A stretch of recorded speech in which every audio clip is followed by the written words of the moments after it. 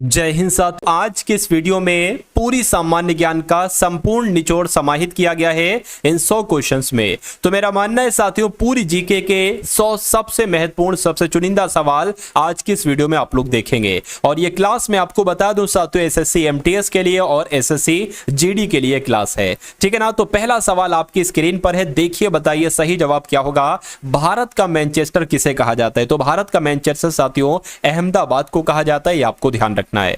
उसके बाद देखिए, मोहनजोदड़ो किस नदी के तट पर स्थित है? यह सवाल कई बार आपसे एग्जाम में पूछा जा चुका है, तो अगर फिर से आपसे पूछ ले तो सिंधु नदी आपको बताना है, क्योंकि मोहनजोदड़ो ये सिंधु नदी के तट पर ही स्थित है। उसके बाद देखिए, किस काल युग में पत्थर के औजार सबसे पहले पाए गए थे? तो किसकी बात चल रही है, किस काल की बात चल रही है? आप लोग ध्यान रखेंगे, पुरा पाषाण युग की। और पुरा पाषाण युग में ही पत्थर के औजार सबसे पहले पाए गए थे। नेक्स्ट नंबर का सवाल है, कह रहे हैं कि किस वेद में संगीत से संबंधित ज्ञान संग्रहित है? देखिए आपको ध्यान रखना है, जो सामवेद है ना, सामवेद, इसमें साथियों संगीत से संबंधित ज्ञान संग्रहित है। तो राइट आंसर आपका, जिनका भी ऑप्शन नंबर सी है, मैं कहूंगा आंसर आपका बिल्कुल करेक्ट है। उसके बाद देखिए, अगले नंबर का सवाल है कि भारत का राष्ट्रीय आदर्श वाक्य क्या है? सत्यमेव जयते है, या कह सकते हैं इसका मतलब हो जाएगा सत्य ही हमेशा, सत्य की हमेशा विजय होती है।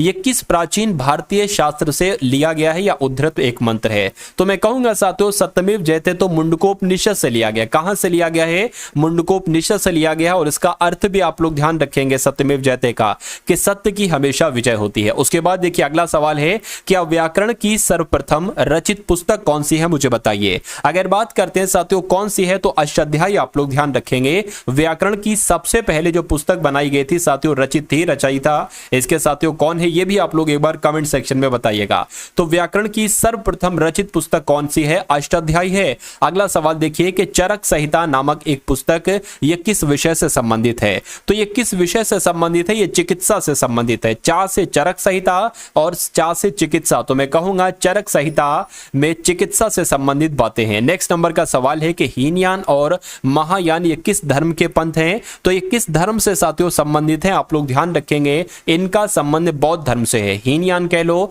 या महायान कह लो। उसके बाद देखिए, जातक कथाओं का संबंध किससे है? सिख धर्म से, बौद्ध धर्म से, जैन धर्म से या हिंदू धर्म से? तो आपको मालूम होना चाहिए साथियों, बौद्ध धर्म से इसका संबंध है। किसका? जातक कथाओं से। नेक्स्ट नंबर का सवाल है, ये सवाल आपसे बहुत पूछा जाता है और हजारों हजार बच्चा साथियों इसको बिना करे आ जाता है और उसका आंसर साथियों गलत हो जाता है। तो लीलावती के लेखक कौन है? भास्कराचार्य। आप लोग ध्यान रखेंगे साथियों, क्या भास्कराचार्य आचार्य ही साथियों कौन है? यह लीलावती के एक तरीके से लेखक है। नेक्स्ट नंबर का सवाल है, दास वंश की स्थापना किसने की थी? मुझे बताइए। देखिए आपको मालूम होना चाहिए कि दास का मतलब होता है गुलाम, तो दास वंश कह लो या गुलाम वंश कह लो, एक ही बात है। तो साथियों दास वंश के स्थापना किसके द्वारा की गई थी या संस्थापक कौन है? तो कुतुबुद्दीन ऐबक है आंसर, जिनका ऑप्शन नंबर ए मैं कहूंगा बिल्कुल करेक्ट है। अगला सवाल है आपकी स्क्रीन पर कि अलबरूनी ने अपनी पुस्तक किताबुल हिंद, ठीक है ना, ये किस भाषा में लिखी थी? तो ये किस भाषा में लिखी थी? ये तो साथियों अरबी भाषा में लिखी थी। राइट आंसर आपका ऑप्शन नंबर बी हो जाता है। नेक्स्ट नंबर का सवाल है कि इनमें से किसकी मृत्यु चौगान, यानी कि चौगान, इसको पोलो भी कहा जाता है साथियों आज के लैंग्वेज में, चौगान खेलते के दौरान हो गई थी, यानी कि चौगान खेल रहे थे उनकी मृत्यु हो गई थी। तो किसकी हो गई थी साथियों? आप लोगों का आंसर किस ऑप्शन के साथ जाएगा? तो मैं कहूंगा कुतुबुद्दीन ऐबक के साथ जाएगा, और जिनका भी आंसर यहां पर ए है बिल्कुल करेक्ट है। अगला सवाल देखिए, आपसे यहां पर साथियों पूछा जा रहा है कि किसने नौरोज नामक प्रसिद्ध फारसी त्योहार की शुरुआत की थी? तो किसने की थी?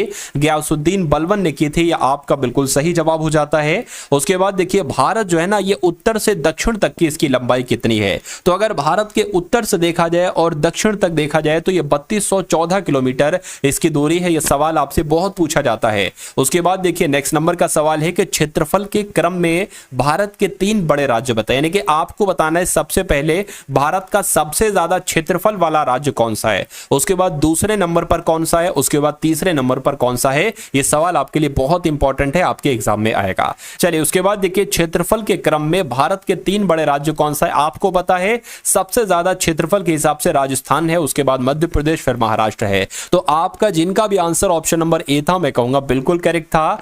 केरल से गुजरने वाले अक्षांश किस राज्य से भी गुजरते हैं? तो मैं कहूंगा साथियों तमिलनाडु से भी गुजरते हैं। राइट आंसर आपका ऑप्शन नंबर बी हो जाता है। विजयनगर साम्राज्य के प्रथम राजवंश थे, यानी कि अगर बात करें साथियों विजयनगर साम्राज्य का प्रथम राजवंश कौन सा था, क्योंकि विजयनगर साम्राज्य में तो कई सारे वंश आए हैं ना। तो पहला जो साथियों वंश था वो संगम वंश था। कौन सा वंश था? संगम वंश था। उसके बाद देखिए विजयनगर साम्राज्य की स्थापना कब हुई थी मुझे बताइए। तो विजयनगर साम्राज्य की स्थापना 1336 में हुई थी। कब हुई थी? 1336 में हुई थी। आप सभी लोग यहां पर ध्यान रखेंगे। देवराय द्वितीय ने निम्नलिखित में से कौन सी उपाधि धारण की थी? तो देवराय द्वितीय ने तो साथियों गजबेटकर की उपाधि धारण की थी। कौन सी उपाधि धारण देवराय द्वितीय ने की थी? गजबेटकर की उपाधि धारण की थी। नेक्स्ट नंबर का सवाल है कि तुलुप वंश के संस्थापक कौन थे मुझे बताइए।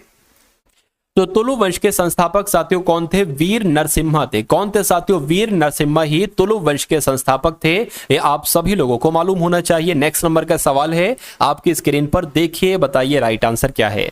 पूछा जा रहा है कि कृष्णदेव राय के शासनकाल में अष्ट दिग्गज किसे कहा जाता था बताइए। तो किसे अष्ट दिग्गज कहा जाता था? 8 मंत्रियों वाली परिषद को, विजयनगर साम्राज्य के 8 वीरों को, या तेलुगु भाषा के 8 महाविद्वानों को? तो मैं कहूंगा बिल्कुल करेक्ट आंसर आपका जो होगा वो ऑप्शन नंबर सी वाला जाएगा, क्योंकि तेलुगु भाषा के जो 8 महान विद्वान थे साथियों इनको ही एक तरीके से कृष्णदेव राय के शासनकाल में अष्ट दिग्गज के नाम से पुकारा जाता था। उसके बाद देखिए अगला सवाल है आपकी स्क्रीन पर कि कृष्णदेव राय ने अमुक्तमाल्यद नामक ग्रंथ की रचना की।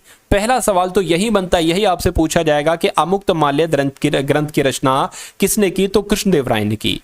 पूछा जा रहा है किस भाषा में की? तो तेलुगु में की। इसलिए सही जवाब जिनका भी ऑप्शन नंबर ए के साथ है मैं कहूंगा बिल्कुल करेक्ट है। साथियों अगर आपने अभी तक इस वीडियो को लाइक नहीं किया तो तुरंत साथियों वीडियो को लाइक कर दीजिए, और साथियों चैनल पर नए हैं तो चैनल को भी तुरंत सब्सक्राइब कर लीजिए, क्योंकि अगर आपको वाकई में सिलेक्शन लेना है, क्योंकि हजारों हजार बच्चा इस चैनल के माध्यम से सिलेक्शन ले चुका है और अब अगली बारी आपकी है, यानी कि अगला नंबर आपका है सिलेक्शन का। तो अगर आप वाकई में आसानी के साथ स्मार्ट स्टडी करके सिलेक्शन लेना चाहते हैं कम मेहनत के साथ, तो चैनल पर सब्सक्राइब का निशान जो है उसको दबा दीजिए और चैनल से जुड़ जाइए। मेरा मानना है कि सिलेक्शन आपका बहुत आराम से हो जाएगा। उसके बाद देखिए अगला सवाल है साथियों, जहांदार शाह को किस उपनाम से जाना जाता है? तो किस उपनाम से जाना जाता था? इनको लंपट मूर्ख कहा जाता था। क्या कहा जाता था? इनको लंपट मूर्ख कहा जाता था। उसके बाद देखिए जिस मराठे ने 1719 ईस्वी में फर्रुखसियर का तख्ता पलटने में सैयद बंधुओं की मदद की थी, उनका नाम क्या था? तो उनका नाम बालाजी विश्वनाथ था। क्या नाम उनका था साथियों? बालाजी विश्वनाथ था। यह क्वेश्चन बहुत इंपॉर्टेंट है और आप लोग ध्यान रखेंगे। उसके बाद देखिए मयूर सिंहासन पर बैठने वाला अंतिम मुगल शासक कौन था मुझे बताइए। तो कौन था साथियों वो अंतिम मुगल सम्राट जो मयूर सिंहासन पर बैठा था? मैं कहूंगा मोहम्मद शाह था। सही जवाब जिनका भी ऑप्शन नंबर बी मैं कहूंगा बिल्कुल करेक्ट है। अगला सवाल है कि मुगल बादशाह ने आलमगीर द्वितीय की उपाधि धारण की थी, यानी कि किस मुगल बादशाह ने आलमगीर द्वितीय की उपाधि धारण की थी? मैं कहूंगा साथियों अजीजुद्दीन उनका नाम था, और अजीजुद्दीन ये एक मुगल बादशाह थे, इन्होंने आलमगीर द्वितीय की उपाधि धारण की थी। नेक्स्ट नंबर का सवाल है, पूछा आपसे जा रहा है कि राम मोहन राय को अकबर शाह द्वितीय ने कौन सी उपाधि दी थी? तो इनको साथियों राजा की उपाधि दी थी। क्या राम मोहन राय की अगर बात करते हैं तो उनका पूरा नाम फिर क्या हो गया? राजा राम मोहन राय हो गया। और आप पढ़ते हैं राजा राम मोहन राय का बार बार जिक्र आता है हर जगह पर, ठीक है ना। तो राम मोहन राय को राजा की उपाधि किसने दी थी? अकबर शाह द्वितीय ने दी थी। यह बात, ये सवाल, इस सवाल का जवाब आपको ध्यान रखना है। चलिए, अंतिम मुगल बादशाह बहादुर शाह जफर था, उनके पिता का नाम क्या था? तो उनके पिता का नाम अकबर शाह द्वितीय था। क्या नाम था साथियों? अकबर शाह द्वितीय था। उसके बाद देखिए इनमें से कौन सा खोजकर्ता भारत आना चाहता था, किंतु इसके बजाय 1492 ईस्वी में अमेरिका के तट पर पहुंच गया, यानी कि आना भारत चाहता था, पहुंच गया अमेरिका। तो क्रिस्टोफर कोलंबस की बात चल रही है। क्रिस्टोफर कोलंबस आपका इस सवाल का क्या होगा? बिल्कुल सही जवाब हो जाएगा। उसके बाद देखिए अगला सवाल है आपकी स्क्रीन पर, नेक्स्ट नंबर का सवाल है, कहा जा रहा है कि गोवा को पुर्तगालियों से स्वतंत्रता किस वर्ष में प्राप्त हुई थी? तो मैं कहूंगा कब हुई थी साथियों, ये आपको भी मालूम होना चाहिए, 1961 में हुई थी। बिल्कुल सही आपका जवाब हो जाएगा। नेक्स्ट नंबर का सवाल है, वास्को डी गामा भारत कब आया था? तो वास्को डी गामा भारत कब आया था? 1498 में वास्को डी गामा भारत आया था। आपका भी बिल्कुल करेक्ट आंसर था। ब्रिटिशों के साथ अलीनगर की संधि पर किसने हस्ताक्षर किए थे? तो किसने हस्ताक्षर किए थे? अगर सवाल ही आपसे पूछ लिया जाए तो सिराजुद्दौला आपको बताना है। क्या आपको बताना है कि ब्रिटिशों के साथ अलीनगर की संधि पर किसने हस्ताक्षर किए थे? तो सिराजुद्दौला ने हस्ताक्षर किए थे। उसके बाद देखिए, निम्नलिखित में से किस स्थान पर वाडियार राजवंश का शासन था? तो कहां पर था साथियों? मैसूर पर था, यानी कि मैसूर पर ही वाडियार राजवंश का शासन था। ये आप सभी लोग ध्यान रखेंगे। स्थायी बंदोबस्ती लागू होने के समय वर्धमान का राजा कौन था? तो साथियों कौन था वर्धमान का राजा? तेजचंद था। कौन था साथियों? तेजचंद था। ये आप सभी लोगों को यहां पर मालूम होना चाहिए। उसके बाद देखिए, स्वतंत्रता प्राप्ति से पहले भारत का सर्वप्रथम जूट मिल ये कहां पर स्थापित किया गया था? तो ये साथियों कहां पर स्थापित किया गया था, ये आप सभी लोगों को मालूम होना चाहिए। बंगाल में स्थापित किया गया था, जिनका भी आंसर है ऑप्शन नंबर बी मैं कहूंगा बिल्कुल करेक्ट है। उसके बाद देखिए, अगला सवाल है कि रैयतवाड़ी व्यवस्था को कहां पर और मद्रास में शुरू किया गया था, यानी कि कहां शुरू किया गया था? तो आपको मालूम होना चाहिए साथियों, रैयतवाड़ी व्यवस्था को बंबई में और मद्रास में शुरू किया गया था। तो बंबई जो आएगा ना, वो इस खाली जगह में आ जाएगा और आपका यही बिल्कुल करेक्ट आंसर हो जाएगा। उस डच का नाम बताइए जिसने भारत में आधुनिक शिक्षा के संवर्धन में राजा राममोहन राय की मदद ली थी। तो किसने राजा राममोहन राय की मदद ली थी? आप लोग ध्यान रखेंगे, डेविड हेयर इनका नाम है। क्या नाम इनका है? डेविड हेयर इनका नाम है। और साथियों, इन्होंने भारत में आधुनिक शिक्षा के संवर्धन में राजा राममोहन की राय ली थी, जिनका आंसर यहां पर डी है, मैं कहूंगा बिल्कुल करेक्ट है। उसके बाद देखिए, अगला सवाल है, राजघाट किसकी समाधि है? तो राजघाट साथियों इंदिरा गांधी की है या राजीव गांधी की, महात्मा गांधी की या पंडित जवाहरलाल नेहरू की? तो आपको मालूम होना चाहिए साथियों, तो महात्मा गांधी जी की समाधि स्थल है साथियों, जिसका नाम है राजघाट। उसके बाद देखिए, अगला सवाल है, आपसे पूछा यहां पर यह जा रहा है कि पंडित जवाहरलाल नेहरू ने किसके निधन पर कहा कि हमारे जीवन से रोशनी चलेगी? किसका निधन हुआ था साथियों? तो उन्होंने ये बात कही थी, आप लोग ध्यान रखेंगे, महात्मा गांधी जी की जब मृत्यु हुई थी तो उन्होंने कहा था कि हमारे जीवन से रोशनी चली गई थी। किसका कथन है ये? पंडित जवाहरलाल नेहरू का कथन है। पंडित जवाहरलाल नेहरू के अनुसार इनमें से किसे आधुनिक भारत के मंदिरों के रूप में जाना जाता है? तो किसको जाना है साथियों? बांधों को जाना जाता है, यानी कि डैम्स को जाना जाता है। किसको साथियों? डैम्स को कहा जाता है, बांधों को कहा जाता है आधुनिक भारत के मंदिर। किसके द्वारा? पंडित जवाहरलाल नेहरू के द्वारा। अगला सवाल है, महात्मा गांधी जी को दक्षिण अफ्रीका में एम्बुलेंस सेवाओं में उनके योगदान के लिए अंग्रेजों के कैसरे हिंद के पदक से किसने सम्मानित किया था? तो किसने सम्मानित किया था? लॉर्ड हार्डिंग ने सम्मानित किया था। यह सवाल आपसे पूछा जाएगा और पूछा भी जा चुका है कई बार, तो आप लोग ध्यान रखेंगे, लॉर्ड हार्डिंग इसका राइट आंसर हो जाएगा। Swaraj is my birth right and I shall have it, ये किस नेता का कथन है, मुझे बताइए। तो ये बाल गंगाधर तिलक का साथियों कथन है। किसका कथन है? बाल गंगाधर तिलक का कथन है। राइट आंसर आपका हो जाएगा बाल गंगाधर तिलक। उसके बाद देखिए, रविन्द्रनाथ टैगोर को गुरुदेव की उपाधि किसके द्वारा दी गई थी? तो किसने दी थी साथियों? महात्मा गांधी जी ने ही रविन्द्रनाथ टैगोर को गुरुदेव की उपाधि दी थी। ये सवाल बहुत पूछा जाता है आपसे। उसके बाद देखिए, बिस्मार्क ऑफ इंडिया किसे कहा जाता है, बताइए। तो बिस्मार्क ऑफ इंडिया किसे कहा जाता है? सरदार वल्लभ भाई पटेल को ही क्या कहा जाता है? बिस्मार्क ऑफ इंडिया कहा जाता है। अगला सवाल है आपकी स्क्रीन पर, निम्नलिखित में से किस शैलकृत गुफा में 11 सिरों के बोधिसत्व का अंकन मिलता है? तो किसकी बात चल रही है साथियों? क्या आपका राइट आंसर होगा केनहेरी की गुफाएं? आपका बिल्कुल सही जवाब हो जाएगा। परमार वंश का शासक नहीं था, मुझे बताइए। तो इनमें से कौन कौन परमार वंश के शासक थे? देखिए, उपेंद्र थे, मुंज थे, उसके अलावा उदयादित्य थे, लेकिन गांगेयदेव नहीं थे। तो यही आपका राइट आंसर हो जाएगा। कठिन सवाल पूछा जाता है ना, तो उसमें नहीं आ जाता है। अगर सवाल पूछा जाएगा तो डिक्टो ऐसा ही पूछा जाएगा, इसमें चेंज साथियों नहीं होगा। उसके बाद देखिए, मोहम्मद बिन तुगलक ने दिल्ली के स्थान पर नवीन राजधानी किसे बनाया? तो साथियों किसे बनाया? क्या आपका सही जवाब होगा? तो दौलताबाद को बनाया। राइट आंसर आपका ऑप्शन नंबर ए हो जाता है। उसके बाद देखिए, मांडू के जहाज महल का निर्माण निम्नलिखित में से किस शासक ने करवाया था, बताइए। तो किस शासक ने करवाया था, ये आप लोग ध्यान रखेंगे, सुल्तान महमूद प्रथम ने ही मांडू के जहाज महल का निर्माण करवाया था। अगला सवाल है आपकी स्क्रीन पर कि जौनपुर राज्य का अंतिम शासक कौन था। तो जौनपुर राज्य का अंतिम शासक साथियों कौन था, हुसैन शाह था। कौन थे, जौनपुर राज्य के अंतिम शासक हुसैन शाह थे। अगला सवाल है आपकी स्क्रीन पर कि इनमें से कौन Indian society of oriental art के संस्थापकों में से एक हैं। तो किसकी बात चल रही है, आप लोग ध्यान रखेंगे साथियों। आपका राइट आंसर किस ऑप्शन के साथ जाएगा साथियों, अगर बात करते हैं यहां पर अवनींद्रनाथ टैगोर की, तो अवनींद्रनाथ टैगोर आपका बिल्कुल सही जवाब है, क्योंकि Indian society of oriental art के संस्थापकों में से साथियों जाने जाते हैं अवनींद्रनाथ टैगोर। नेक्स्ट नंबर का सवाल है कि निम्नलिखित में से किस संगीतज्ञ ने राजा मानसिंह तोमर और गुजरा के बहादुर शाह के दरबार में सेवा दी, मुझे बताइए। देखिए ये वो सवाल हैं साथियों जो आपकी परीक्षा में पूछे जाते हैं और हजारों हजार बच्चा इन सवालों को छोड़कर चला आता है, फिर कहता है सिलेक्शन नहीं हो रहा है।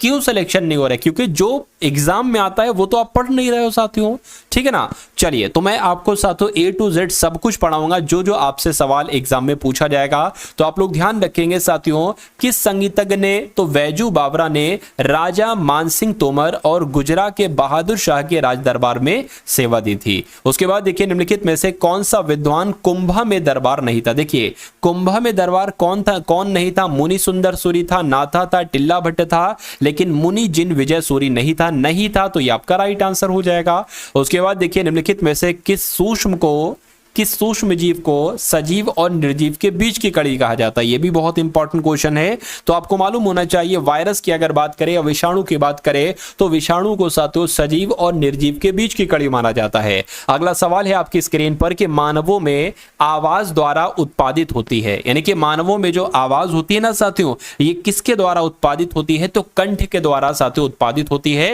ये आप सभी लोगों को यहां पर मालूम होना चाहिए। उसके बाद देखिए एंटीबायोटिक की खोज साथियों किसके द्वारा की गई थी, मुझे बताइए। तो किसके द्वारा एंटीबायोटिक की खोज की गई थी, अलेक्जेंडर फ्लेमिंग के द्वारा ही एंटीबायोटिक की खोज की गई थी। आप लोग ध्यान रखेंगे। सही जवाब जिनका भी ऑप्शन नंबर बी, तो मैं कहूंगा आंसर आपका बिल्कुल करेक्ट है। अगला सवाल है कि निम्नलिखित में से कौन सा स्थानीय जीव रेशे यानी कि फाइबर का एक सामान्य स्रोत नहीं है। तो कौन नहीं है साथियों, मैं कहूंगा जेबरा नहीं है। अब नहीं है तो ये आपका राइट आंसर है। और उसके बाद देखिए कि जीव विज्ञान के पिता कौन है, मुझे बताइए। साथियों देखिए मैं आपको जो चीजें दे रहा हूं, मैं आपको जो भी क्वेश्चंस करा रहा हूं, यहां पर सभी के सभी चुनिंदा क्वेश्चन है और सभी के सभी इंपॉर्टेंट क्वेश्चन है जो आपके एग्जाम में आपको डायरेक्ट देखने को मिलेंगे। तो इस चैनल पर साथियों नए हैं, चैनल को तुरंत साथियों क्या कर लेंगे, तुरंत सब्सक्राइब करके बेल आइकन पर क्लिक कर लेंगे, ठीक है ना। चलिए जीव विज्ञान के पिता की जब हम बात करते हैं साथियों तो अरस्तु आपका जवाब होना चाहिए। तो अगर आपका जवाब अरस्तु है, क्योंकि आपको मालूम है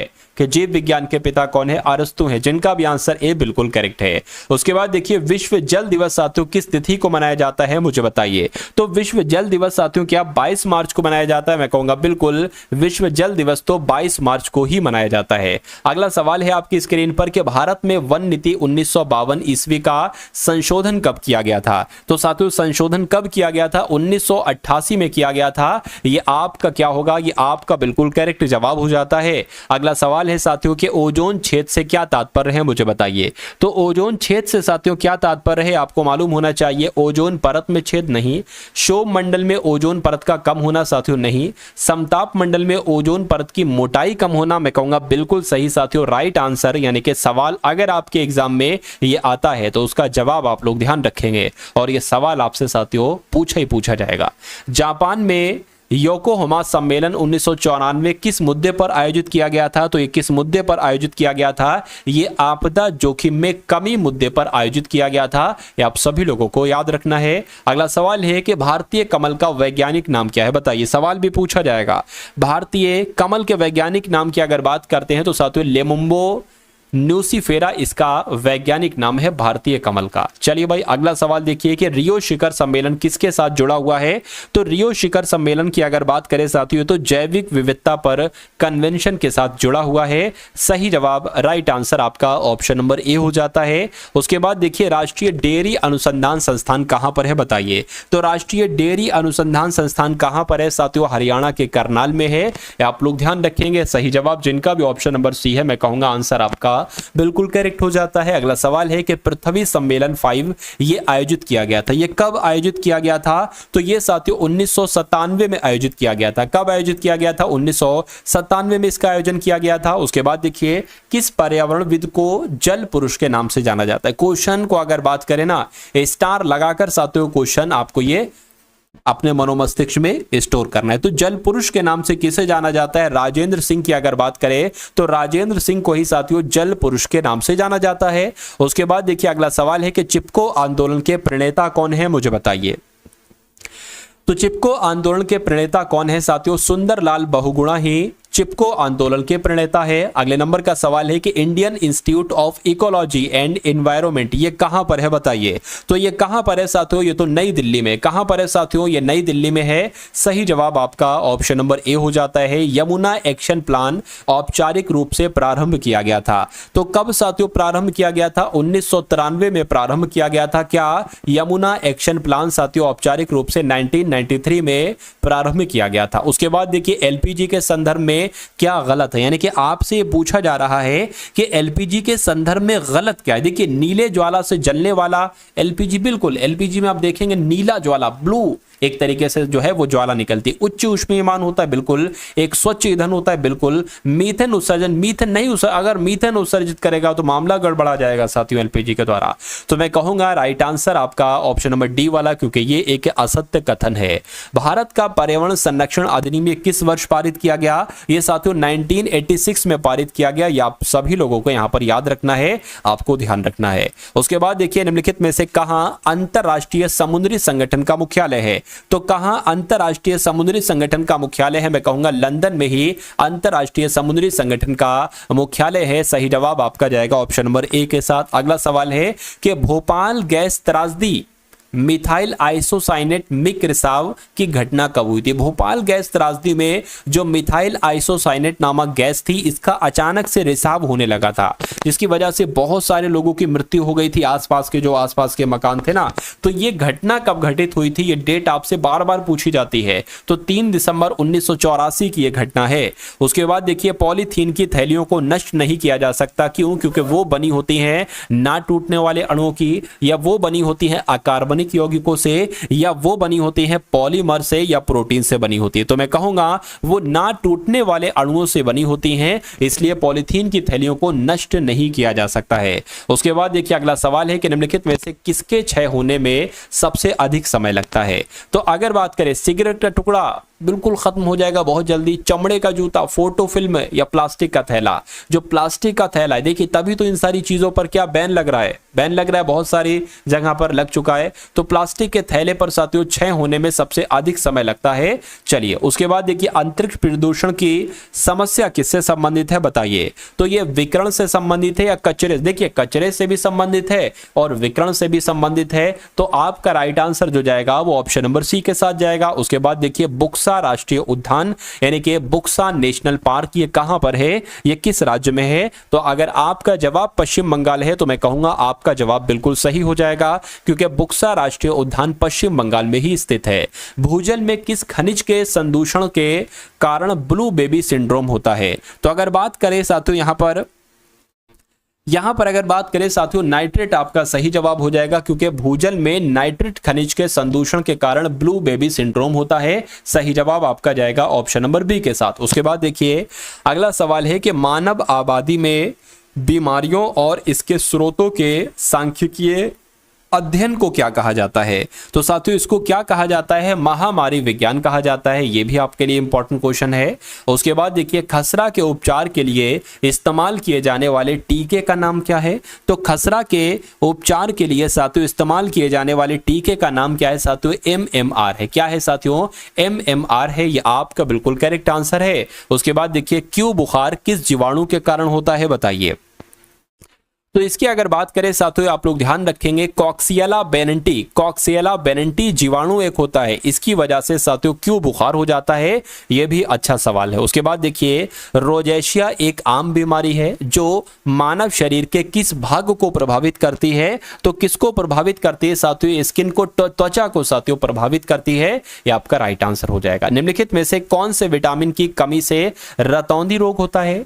जो मानव में पूर्ण दृष्टिहीनता का कारण बनता है। तो किस ऑप्शन की बात चल रही है, किसकी बात चल रही है? मैं कहूंगा विटामिन ए की बात चले, क्योंकि विटामिन ए की कमी से रतौंधी रोग होता है जो मानव में पूर्ण दृष्टिहीनता का कारण बनता है। सही जवाब अगर आप कहे ऑप्शन नंबर बी तो मैं कहूंगा आपका आंसर बिल्कुल करेक्ट है। उसके बाद देखिए किस विटामिन की कमी के कारण इंसानों में रक्त अल्पता यानी कि एनीमिया रोग हो जाता है, खून की कमी हो जाती है। तो किस विटामिन की कमी से साथियों? विटामिन बी12 की कमी से इंसानों में रक्त अल्पता यानी कि एनीमिया नामक रोग हो जाता है। उसके बाद देखिए अगला सवाल है आपकी स्क्रीन पर, देखिए और मुझे बताइए कि आपका यहां पर राइट आंसर क्या होगा। पूछा जा रहा है कि रजत को दीर्घ दृष्टि है तो उसकी दृष्टि को सही करने के लिए नेत्र विशेषज्ञ उसे किस प्रकार की लेंस की सलाह देंगे? तो किस प्रकार की साथियों उससे कहेंगे उत्तल लेंस को यूज करो। राइट आंसर आपका ऑप्शन नंबर डी हो जाएगा। अगला सवाल है प्रेस बायोपिया को सही करने के लिए आमतौर पर इस्तेमाल किए जाने वाला लेंस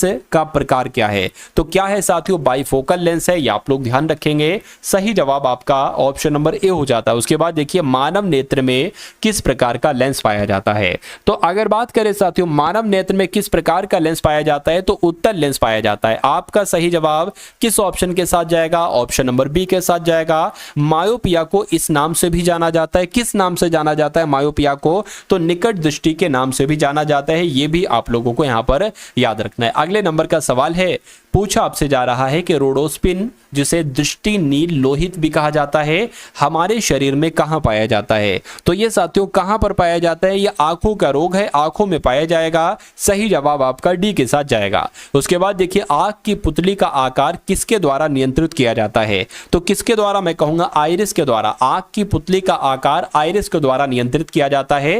राइट आंसर आपका ऑप्शन नंबर डी हो जाता है। भाई बहुत बढ़िया, वेरी गुड क्लास। आंख के सामने के पारदर्शी भाग को आप क्या कहते हैं? तो अगर आपसे सवाल ये पूछा जाए तो कॉर्निया आपको बता देना है। क्या आपको बता देना है साथियों? क्योंकि आंख के सामने के पारदर्शी भाग को कॉर्निया कहा जाता है। उसके बाद देखिए हाल ही में कहां पहली बार आधिकारिक तौर पर मिथुन का पंजीकरण किया गया? तो यहां पर अगर बात करते हैं साथियों कि आपका सही जवाब क्या हो सकता है, आप लोग ध्यान रखेंगे असम में पहली बार आधिकारिक तौर पर मिथुन का पंजीकरण किया गया था। उसके बाद देखिए किस राज्य में मुख्यमंत्री बाल पौष्टिक आहार योजना का शुभारंभ किया गया है? तो कहां पर साथियों किया गया है? हिमाचल प्रदेश में किया गया। कहां पर? हिमाचल प्रदेश में ही बाल पौष्टिक आहार योजना का शुभारंभ किया गया। बैडमिंटन जूनियर चैंपियनशिप 2024 का आयोजन साथियों कहां पर हुआ है? तो आप लोग ध्यान रखेंगे चीन में हुआ है, इसलिए सही जवाब आपका ऑप्शन नंबर बी हो जाता है। उसके बाद देखिए कौन सा देश भारत को 1000 मेगावाट बिजली निर्यात करेगा? बताइए। तो ये काम कौन कर रहा है साथियों? नेपाल ये काम कर रहा है। ये भी सवाल आपके एग्जाम में पूछा जा सकता है। अगला सवाल देखिए आनंद महिंद्रा को कहां पर स्थापित यंग इंडिया स्किल्स यूनिवर्सिटी का चेयरमैन नियुक्त किया गया है? तो किसकी बात चल रही है? तेलंगाना की बात चल रही है। यानी कि तेलंगाना की अगर बात करें तो तेलंगाना में जो यंग इंडिया स्किल्स यूनिवर्सिटी स्थापित की गई इसके चेयरमैन कौन नियुक्त किए गए हैं? तो आनंद महिंद्रा को नियुक्त किया गया है। किस देश में एक शक्तिशाली तूफान एम्पिल आया है? तो किस देश में आया है? जापान में आया है। यह आपका बिल्कुल सही जवाब हो जाता है। और उसके बाद देखिए किस देश ने हैजा प्रकोप की घोषणा की है? मुझे बताइए। तो हैजा प्रकोप की घोषणा किस देश ने की है साथियों? सूडान ने की है हैजा प्रकोप की घोषणा। अगला सवाल है और आज की इस वीडियो का अंतिम सवाल है आपकी स्क्रीन पर, कहने के किस विश्वविद्यालय ने सुरक्षा के लिए उन्नत साइनाइड सेंसर विकसित किए हैं? तो किसने साथियों ये काम किया है? ये केरल विश्वविद्यालय ने ये काम किया है। सही जवाब आपका ऑप्शन नंबर सी हो जाता है। भाई बहुत बढ़िया, वेरी गुड क्लास। तो कैसी लगी आपको ये क्लास? एक बार कमेंट सेक्शन में जरूर बताइएगा।